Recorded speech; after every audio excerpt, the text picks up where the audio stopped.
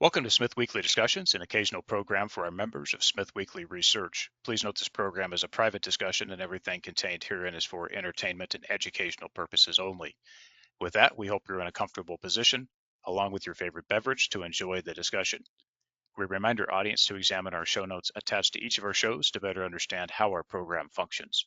Before we get into our discussion, we want to say thanks for questions coming from our audience at SmithWeekly, including Matt S., Sean M., Cindy W., Dave V., and Todd A.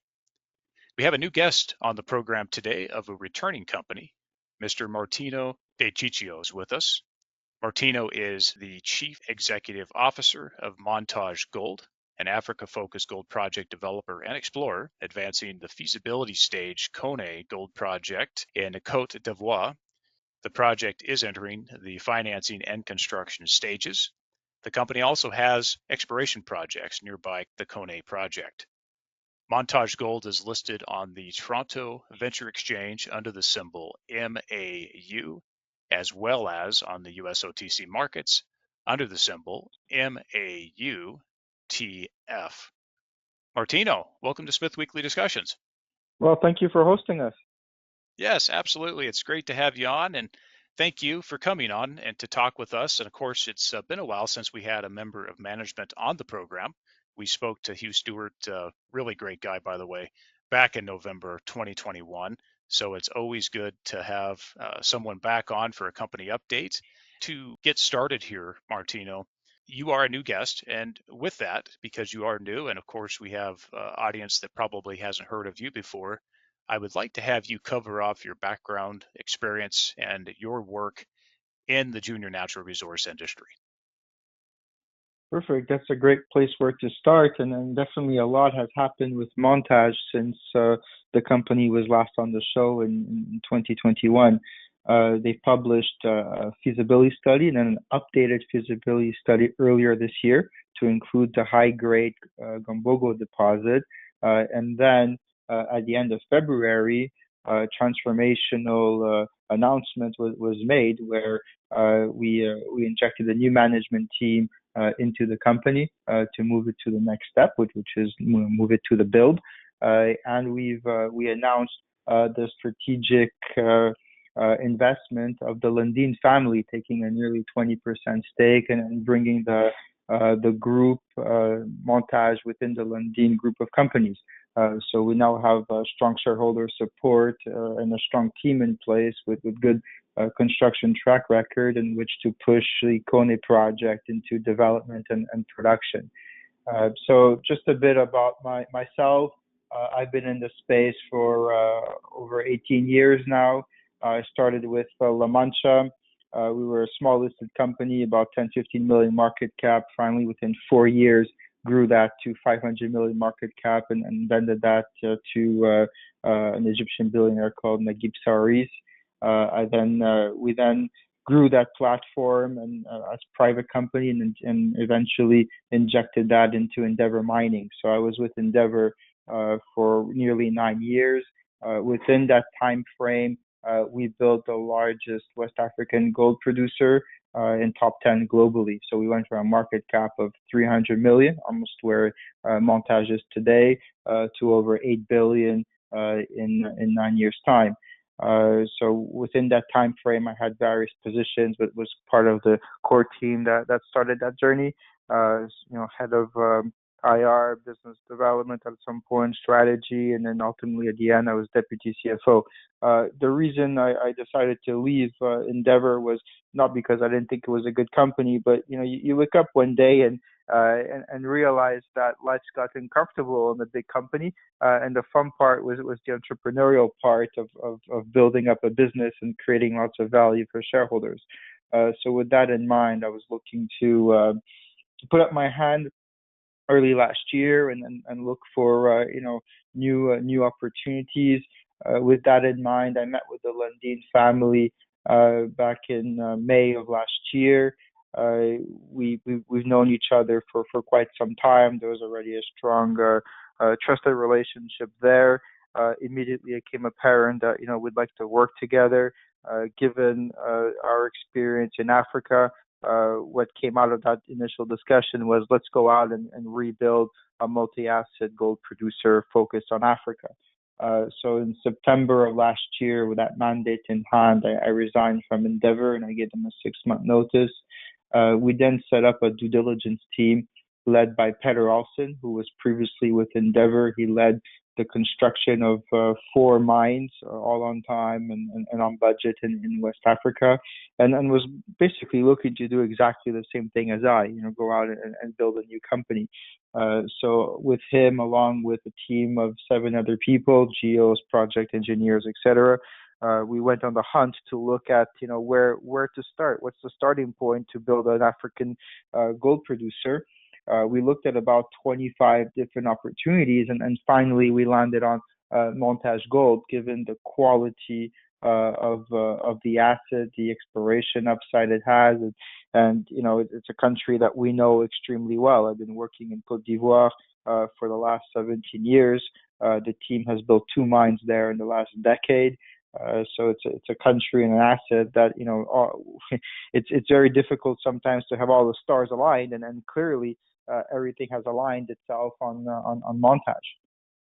Appreciate you sharing the background on this because certainly Endeavour has been a household name. I think most people that enter into this industry know about that, and obviously those early days of success through many years here. So it's great to see this type of experience come with some of the folks you've brought with you, and then of course why you took this job. And I appreciate you explaining that, and that's always good to know as you looked at the landscape of juniors out there in Africa or just across the world, that you settled with Montage and of course the backers of Montage. So I appreciate the information on that. I would like to talk sentiment and gold price for a moment. As you know, the gold price is in all currencies at or near all-time highs. Talk about how you look at the gold price, Martino, and then also talk about the sentiment conditions that you're seeing out there for investing in junior gold companies like Montage. Sure, look, that's a great place where to start, and I'm very surprised to see the big disconnect between where the gold price is today and frankly where the equities are trading. It's a historical discount to the gold price. But if I start with my views on what's driven the gold price, well, over the last 18 months, what's interesting is that there's been net ETF outflows, yet gold is at record levels. And that's mainly been driven by central bank buying in non-Western countries. So you're starting to see a big shift to de-dollarization. So once after the Ukraine war, when sanctions were put on Russia and cut off the SWIFT circuit, countries took notice of that, and therefore for some countries, the U.S. dollar and U.S. treasuries is not necessarily a safe haven anymore. So what they're looking to do is switch to gold. So there's been strong central bank buying, specifically out of China and emerging markets. In addition, you've had lots of retail buying. Historically, there's always been strong retail buying in Asian markets, but what shifted is as well, you're starting to have a lot of retail buying in Western countries such as the U.S. I mean, you might have obviously seen the on the top of the news where Costco is running out of gold, to sell, because they started selling coins, at the beginning of the year. So this starts to show that there's a real need and demand for gold as people start to worry on how much money has been printed following the COVID crisis. So where I find the dynamics of gold very interesting is that we're currently at historical highs, yet we haven't actually started to see the inflows of ETFs, and typically that's what drives, that's the more liquid part, and that's what drives a strong rally in the gold price. So I'm just sitting back and waiting for all the fundamentals to pull in the same direction, and then really see what happens to the gold price. I think we're just at the start here of a massive bull market on the gold side.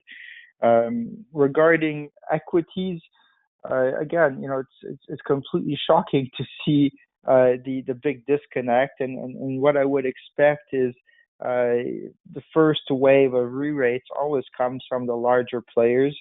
Q1 results across the space were interesting, but that hadn't reflected yet the gold price, the higher gold price environment. So Q2 results, I would expect, would showcase the gold mining industry as generating a whole lot of cash flows at current gold prices. And that's really when you start to see the quants trading and the generalists potentially coming back into the space. I think at current gold price environment, the seniors are trading at double-digit free cash flow yields, which is far greater than any other industry.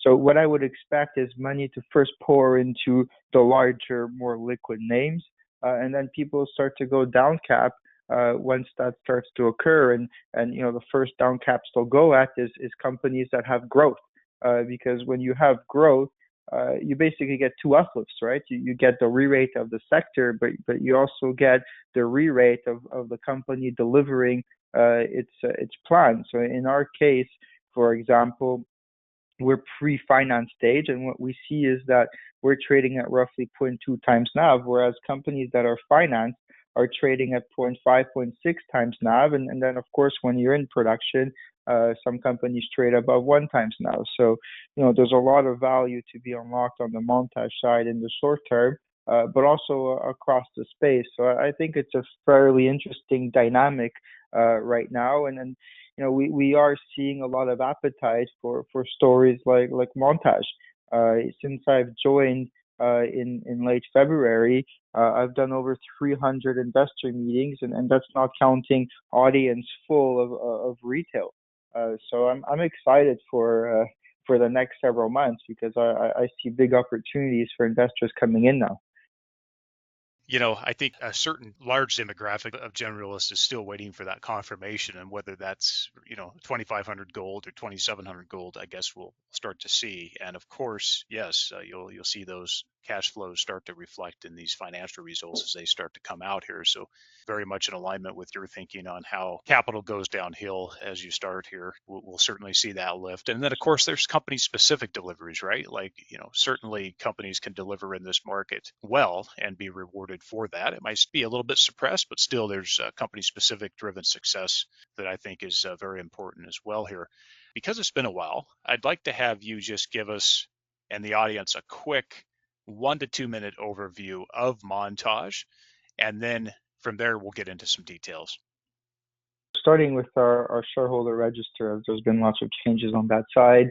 Lundins, as I mentioned, have just under 20% stake, but we're also lucky to have Perseus in there at 14%, and other senior producers like Barrick at 6.5%.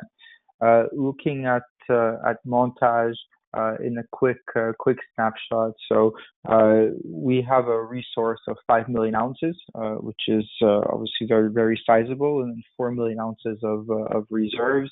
Our project is low cost, so we expect to produce at $1,000 per ounce over the life of mine. So you can see that at the current gold price environment, you have margins of over $1,300, which is obviously huge. When I look at the future cash flows, basically our market cap today is 300 million, and we expect to generate more than that on an annual basis in free cash flow. In terms of project size, it's 300,000 ounces per year over the first 8 years, and 16 years mine life in total. So this is a low cost, long life, sizable asset. In the current gold price environment, we're looking at plus 55% after tax IRRs, less than 2 years payback period, an NPV of over 2 billion. So we're very excited with what we have, but we're equally, if not more, excited with the potential that we see here. So we came into Montage with a strong understanding of the asset already. A bit of the background story: the tenements to the north of Montage used to belong to Endeavour and Barrick, and then Endeavour Barrick made a JV, and finally when 5 million ounces was found just to the south adjacent to it, that JV got injected into Montage. So the team that I've brought across has actually done work on these grounds, knows the potential very well. Because these grounds to the north were held by Endeavour and Barrick, over 20 targets were already drill tested and identified. So the likelihood of being able to add more deposits, satellite high grade deposits is quite high.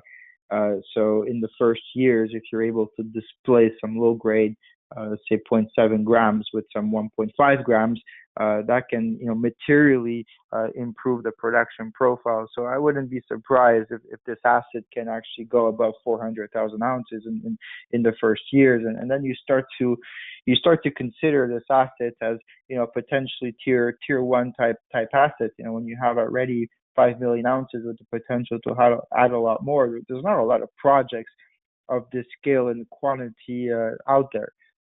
So that's really what attracted us to the Montage story. With that, I wanted to ask you just a little bit here on, you answered a couple things here that I wanted to ask. Cap structure, just wanted to have you cover off the shares outstanding here, talk about the current cash position and how far that you see that get you down the road here ahead of course, construction financing. And then how are you incentivized here as far as your shareholding? I think it's always important to keep an eye on your share count, because it doesn't matter how good of a job you do delivering the business if you don't pay attention to how many shares are going out the door. You're basically diluting those efforts across obviously more shares, and at the end, we've invested in the placement upfront ourselves as well, and then we want those shares to be worth a whole lot more for ourselves and our investors once we're done the build. So we've raised 35 million Canadian in late February. In fact, we went out with a $20 million raise, no warrants, slight premium to the share price, the spot share price. Finally was upsized to 35 million. That gets us all the way through to construction launch. So we expect to launch construction in Q1 of next year. With the treasury we have in hand, we expect to be able to do more exploration. We've launched a detailed engineering. We expect to launch land compensation later this year. So we're looking in a fairly good spot here. Of course, where we're at now on the project side, permitting is well underway. You would have seen our environmental permit got awarded to us a few weeks ago, and we expect the mining permit to be awarded soon. And we're actively working on the financing. So for us, all the ingredients are here. To conclude on your question, in terms of the structure, it's also very important for management and board to be very well aligned with and incentivized. So what was interesting here in this case is we replaced the previous management team, but along with that placement done, in fact, many of the previous insiders and obviously current insiders invested into the placement as well, thereby backing the new management team and the story going forward. Two directors placed over $1 million out of their pocket, another one about half a million, and management as well put a good portion of their base salary into the placement. So overall, directors and officers have roughly 8% of the current shares outstanding. Very well. I appreciate that, Martino. Always good to have people with skin in the game, people that are hungry too. That's one of the other things. We've seen folks in this business be highly successful and then they unfortunately get lazy. And of course, they still have a brand and nothing really happens. And so it's good to have people that are hungry as well and to continue that value driving. Well, if I can interject on that, I keep telling the team, forget time is money. It's worse. Time is now dilution. So, we need to be able to move as fast as we can so that, everybody within the company understands that one share they got before is every time you issue shares, that one share is worth less in the future. So we've drilled that message down, and everybody is working and hungry to push this project to the next step. That is great. Absolutely agreed with that thinking and appreciate you saying that. That's absolutely a good thing to hear. Talk a little bit more on some of the people that are helping you. You've already mentioned a couple, but as you know, competent people are hard to come by in this business specifically, and really getting hard to come by across all technical industries, which is very sad. And we need more people that are competent. But anyone you'd like to mention here, Martino, on your team, as well as, if you don't mind, the appointment of Mr. Ron Hochstein as the non-exec chairman to the board of directors. We're lucky to be part of the Lundin group of companies that obviously comes with the financial backing, but more so a lot of expertise as well that's been made available to us.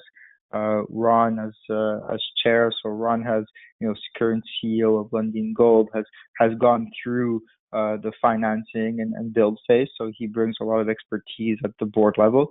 On our board as well, I mean, you have lots of people that have, been there, done that, and then are bringing lots of experience. Whether it's with, Rick, who was, the success behind Redback Mining, Orca, and has been involved with Montage for quite some time. You have Alessandro Vitelli, who was the CFO of Lundin Gold when it was going through its financing and build. So there's lots of expertise that we can draw on at the director level.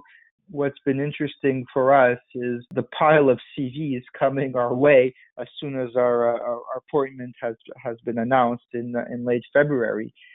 We very much see it as getting the band back together. So after the success of Endeavour, many people went different ways, specifically on the construction side, and people that was 8-9 years ago. So people have moved on, but we kept in touch, and it's great to see people wanting to come back and work with you. So that's with myself, but also with Petter and Sylvia. So when I take a look at the executive level, as I mentioned before, Petter Olsen was with Endeavour for almost 10 years, was responsible for the build of Nzema in Ghana.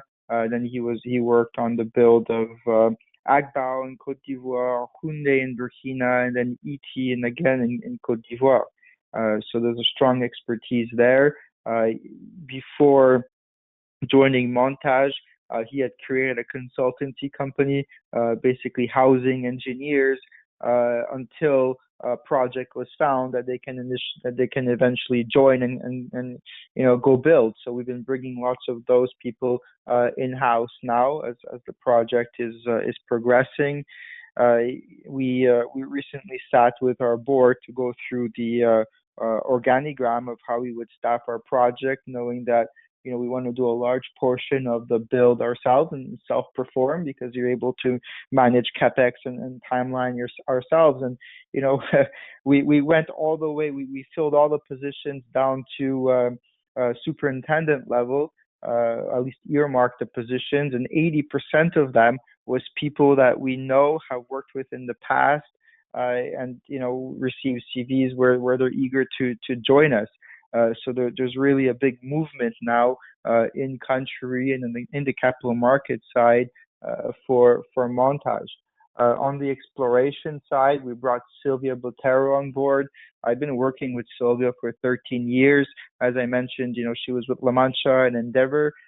She's had a huge amount of success, by the way, in Côte d'Ivoire. She's found 15 million ounces in 10 years. So when she joined ET, there was 2 years of mine life left, ended up finding 8 million ounces. Today, that mine is producing 300,000 ounces per year. Whereas when she joined, it was producing 50,000 ounces per year and had 2 years mine life left. Then she found Lafigué and another 3.5 million ounces that is now being put into production by Endeavour. And over the last 2.5 years, found 4 million ounces greenfields project in Côte d'Ivoire. And given despite all that success, she's coming across to Montage really for two reasons. One, the common goal of us is of rebuilding, let's call it a new Endeavour in Africa. And second, of course, she knows our project and tenements well. So it's a big head start when someone knows the potential of the asset that she's joining. And we've been able to staff our exploration team accordingly. project. I mentioned earlier that things are moving fairly quickly on the permitting side, but that doesn't happen alone. There's people behind it, and day one we brought the right people on board with the right experience who we worked with in the past to be able to work on aspects on the permitting side, likewise on CSR, ESG initiatives. So I think we're quite lucky to be able to attract talented people. In addition, unlike let's call it some developed countries, labor isn't an issue in where we operate. There's an abundance of skilled and unskilled labor force. So when we're going to do our build, over 95% of the build will be locals, and most of them will be drawn from the local communities around us. In fact, we're gearing up now in the next days to start launching training programs so that by the time we want to launch our construction, we have the staff that's available in the local villages and communities ready to be deployed to build our site. So I think it's a quite interesting dynamic in West Africa, and that largely explains why there's been so many projects built on time and on budget in West Africa compared to the rest of the world. Thank you, Martino, for that information and very good points. Appreciate that. And Ron's a good friend of mine, and it's great to see the staff bulk up there as you guys enter these construction phases, critical phases of the company here. Very excited to monitor and follow this going forward. With that, I'd like to move into the Koné project specifically. You guys recently had an environmental permit granted and has been obtained. Completed. A little bit more work to go on that front on the permitting side, but give us an overall current status of the project. Talk about where we are on permitting. Share with us what you can say on financing plans. And of course, we'd like to hear about the current feasibility study outcomes. Look, on the permitting side, as part of our own due diligence process, I went to meet with the Minister of Mines before joining Montage. To see what level of support there was from the government to push the Koné project forward. The minister was thrilled that there's a new hungry team, as you say, coming into Montage with the goal of pushing forward with this development. Plus 700 million capex is great investments into the country. So we got the full support of the government. In fact, I even met the president a few weeks ago, who reiterated his country's support for mining and the Koné project. So on the back of all the work that's been done, good engagement, we got our environmental permit awarded to us about a month and a half ago, and we're now in the final phases of getting our mining permit awarded to us. So I don't expect the permitting to be a bottleneck into our construction timeline. When we're looking at the due diligence aspects, of course, there was three key topics. One was permitting. Two was the technical aspects, which we were able to get a lot of comfort on, and the third one was financing. And again, going back to our dilution comment earlier, the team has built 4 mines in 10 years on time, on budget. So their goal is to obviously do it again, but very careful on doing it without massively diluting ourselves, because then all those efforts would be worth a whole lot less to ourselves and to our shareholder base. So coming into this, we analyzed carefully our funding requirements and structure.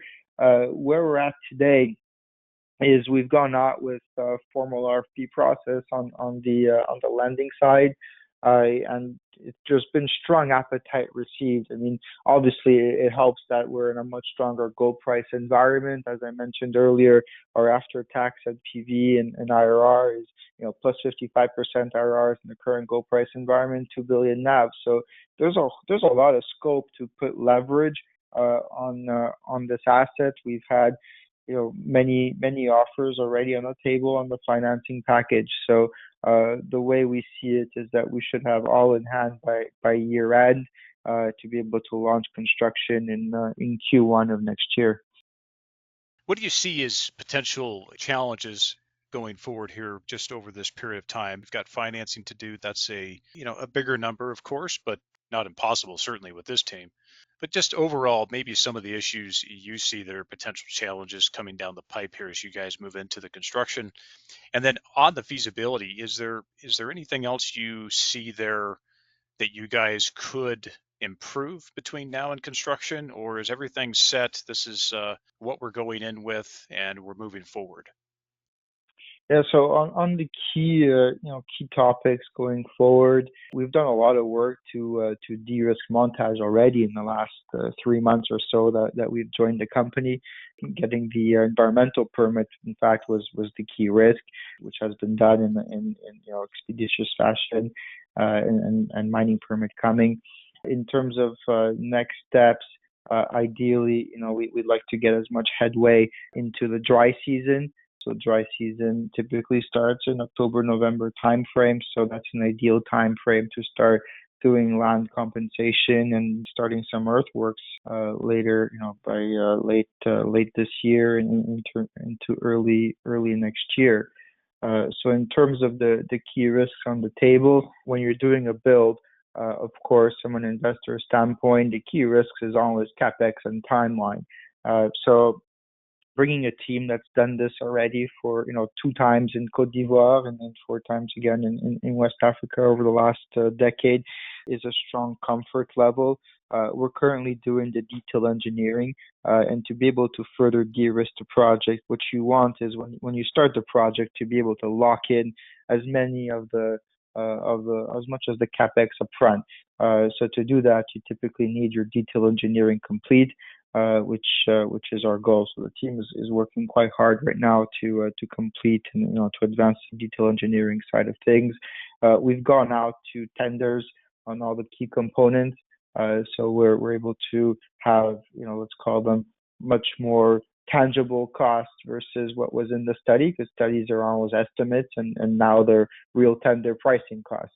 We're quite lucky because when the study was done last year and published early this year, that was a big inflationary, probably historic inflationary period, and now things are cooling off. We've seen steel prices come down, for example.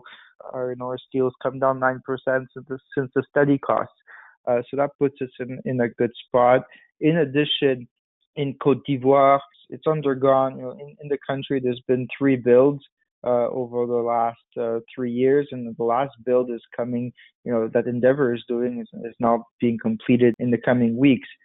We're also in a nice sweet spot in country where we might be the only build on the mining side occurring, which means that there's going to be a whole lot less pressure on labor, on equipment, and that helps on the capex and timing side of things. So the team, I think, is doing a very good job in being able to front run any risk factors and take mitigation decisions now early on. It comes back to our initial discussion. Success is obviously the asset base you have, but it's also the people, and I think we brought the right people on board with the right skill sets and experience to de-risk Montage into the next steps. And that's a key reason why the previous management team and board invested into the placement as well. 2 other questions here just on follow-up, and maybe we can lump them together here. Talk about what you see as really the schedule going forward here when you see we get into commissioning, ramp up, construction timing, just all of that. Talk about what you would expect on timing here to see, let's call it that initial ramp up work. And then also just with that, you guys are pulling power from the national grid. Can you talk a little bit about the national grid and the source of energy? So in terms of timeline, we expect to have everything in hand by year end, so permits, financing, etc., to be able to launch construction in Q1 of next year. It's done according to our current study, 27-month build. We'll obviously look to shave off some months and do it in 24 months or less. So that means we're looking at first production in the first half or first quarter of 2027. So things can go quite quick from here on out. Um, in terms of the grid, we're lucky that we're 20 kilometers away from both the autoroute and high voltage power line. That's actually the main power line. Côte d'Ivoire exports energy to neighboring countries, so power cost is much less expensive in Côte d'Ivoire versus neighboring countries. Their source of power is most of it is actually green energy, so they have hydro and natural gas as the key contributors there. Good. No, that's great to hear. Base load sources of energy, always great to hear. Hydro and gas, that's fantastic. And I'm glad to hear that it's not coming from wind or solar. So I really appreciate that. And the schedule sounds pretty good, and sounds like you've maybe got a few tricks up your sleeve there, Martino, to potentially have that come in potentially under budget and ahead of schedule. So we'll see how that goes. Really appreciate your comments there.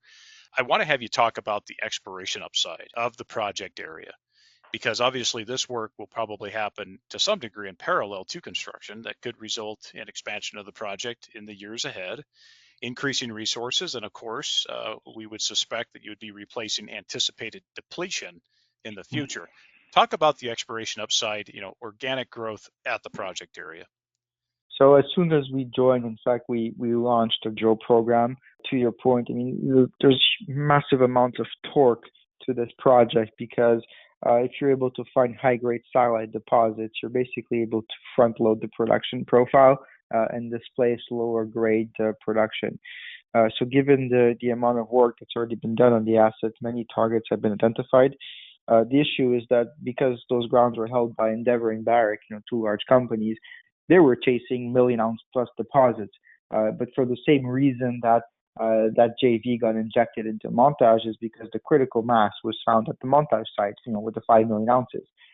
So now the strategy is, let's find smaller deposits, 100 to 300,000 ounces, but better grades, 1.5 grams and above within the 75-kilometer radius.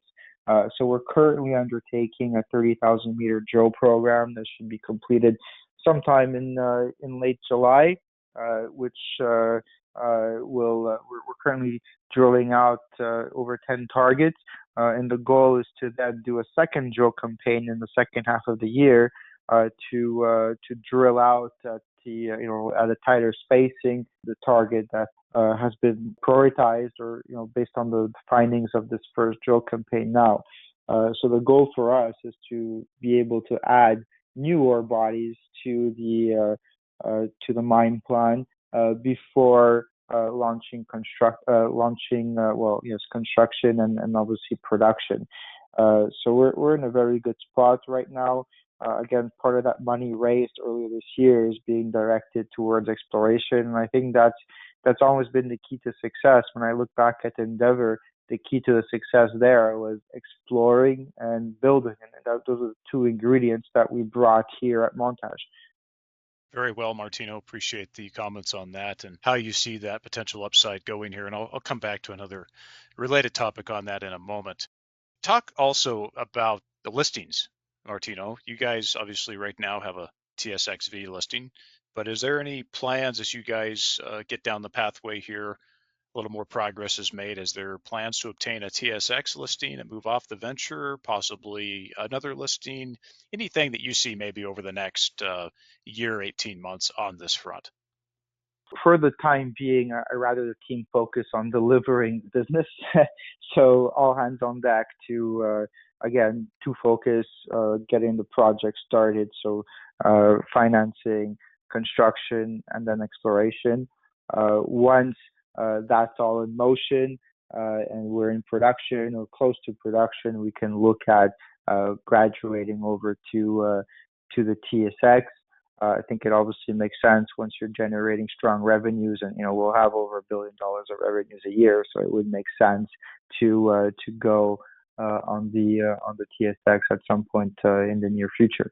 But for the time being, I rather the team focus on what there is to deliver here. That sounds very reasonable. I appreciate the comments on that, and obviously we know that'll get there at some point, so appreciate that. On local community and government relations, I'd like to have you talk a little bit about community efforts and the work you're doing on this front. Of course, community acceptance seems to be very good, but also to work closely with the community on the importance of mining and education on the importance of mining and the benefits that come with that, as well as government relationships. And then let me also throw in here management of NGOs. Of course, it's funny. They say NGOs, but of course we know that many of them are funded by government. But NGO management is something that also has creeped into this area of work. If you don't mind, I'd appreciate your comments on those various fronts.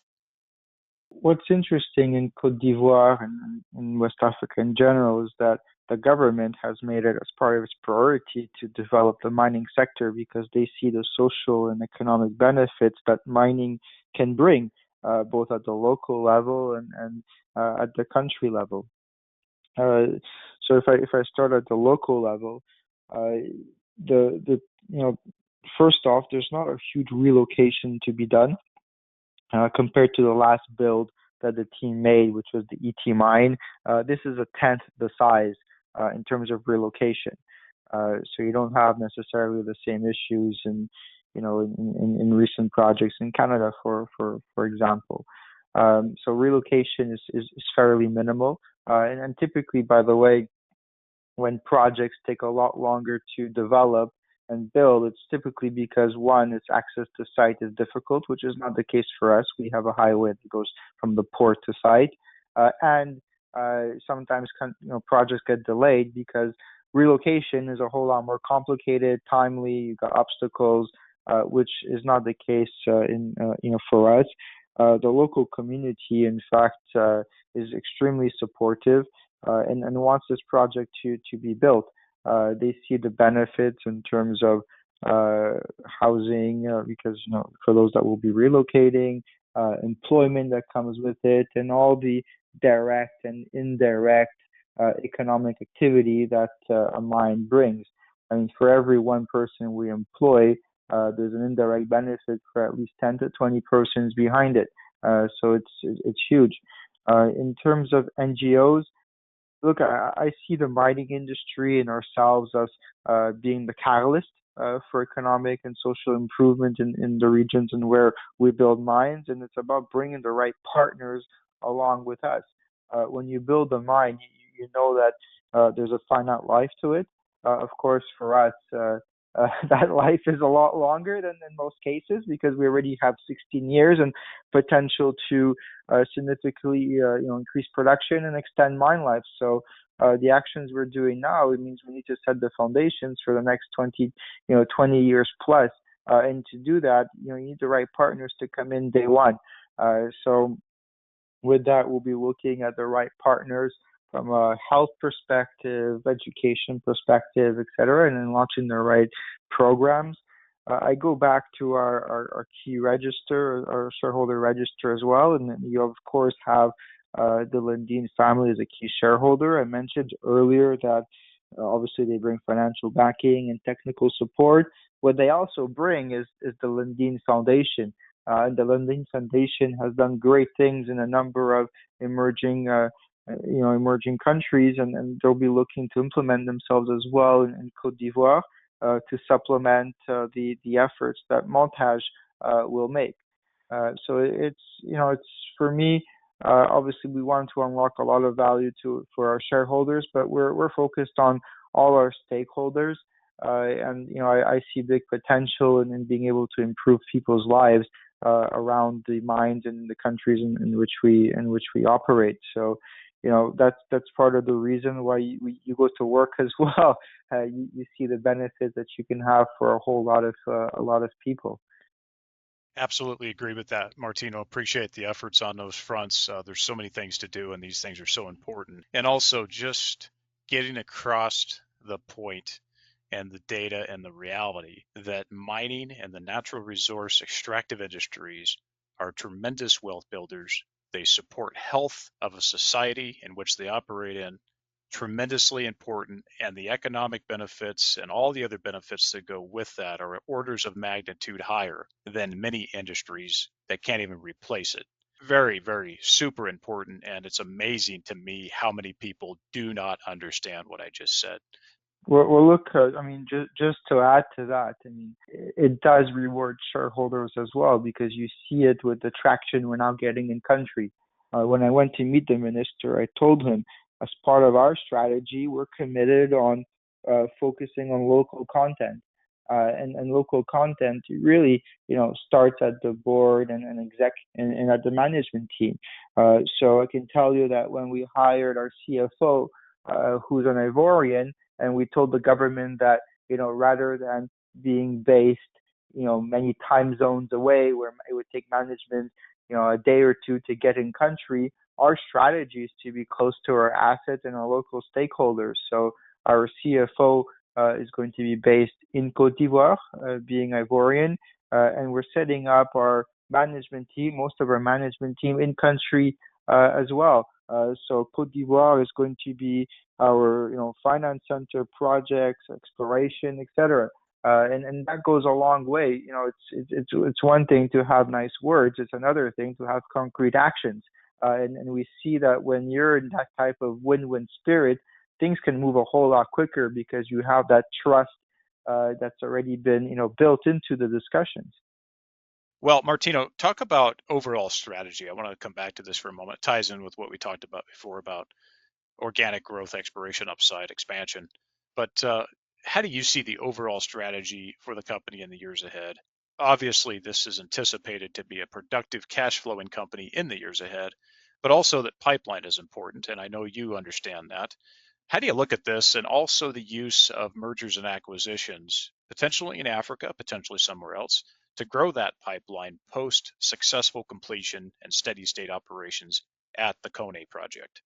So we need to be very careful because there's a lot of catalysts coming up for Montage, and I wouldn't want to dilute that by giving that away again. Issuing shares to acquire other projects. So the first priority for us is to unlock value with our Koné project and move that towards a construction launch. In parallel, and I did mention earlier, our goal is to be a multi-asset company, focused on Africa. So the first priority is to solidify our presence in Côte d'Ivoire by building out an exploration pipeline. Again, we brought a team on board that's been extremely successful in the country. Found 15 million ounces in 10 years, and I make a distinction between arm waving, ounces, and then real ounces that can be in production. And here the ounces that were found all ended up being, projects and eventually be mines. So that's the key for us to be able to build out our exploration pipeline and hopefully find the next project or organically through these efforts. And that's the best way to create wealth and value. In addition, as we once we solidify our presence in Côte d'Ivoire, our ambition, of course, is to build out a pipeline across Africa, focused on what I would call tier one jurisdictions in Africa. So we'll be looking at that in due course. But in the meantime, all eyes on the prize, and that's unlocking value between now and the next several months and years. Obviously, the main focus is cash flow, cash flow, cash flow. So I appreciate the comments there. Well, I'd like to finish up here. And of course, thank you for the update on the company. And of course, anything else you'd like to say here before we wrap up. But I want to leave it there for now and ask you this final question. For potential investors who are listening in, the company has a market capitalization of about 311 million Canadian dollars. Why should Montage Gold be considered within the institutional family office and retail investors' portfolio at this stage? I think we're at a very interesting stage here where we're pre-finance stage. So there's a lot of value in the short term to be unlocked by showing to the investment community that we're able to, one, fund the project and launch construction, but also to be able to do that in a manner that is preserving the dilution factor. Second, before Montage was a obviously smaller company with not much means to do exploration, whereas now that we're well capitalized, we've relaunched the exploration program. Right now, our study is just 2 deposits, and we have 20 targets that have been identified. So the torque to the exploration potential here is extremely high. And third, it's the wider opportunity, and that's exactly why we joined Montage. It's the opportunity to go out and build an Africa multi-asset producer.